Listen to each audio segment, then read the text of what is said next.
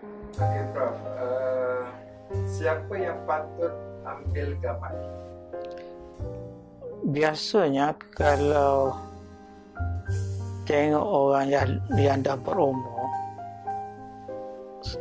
mereka menghadapi kesukaran untuk bergerak, terutamanya dalam mengerjakan ibadah sembahyang. So kalau bolehlah, kalau ada anak dapati ibu bapa mereka mengalami kesukaran, mungkin boleh cuba produk ini, Equaris. Kerana produk Equaris ni mempunyai kesan terhadap pembilisan, iaitu inflamasi, dan juga sebagai painkiller. Painkiller dia bagus.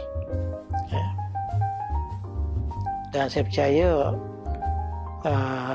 kesukaran untuk melutut adalah kerana inflamasi pembilisan dan juga kerana kesakitan. Dan gamat mempunyai ciri-ciri untuk mengatasi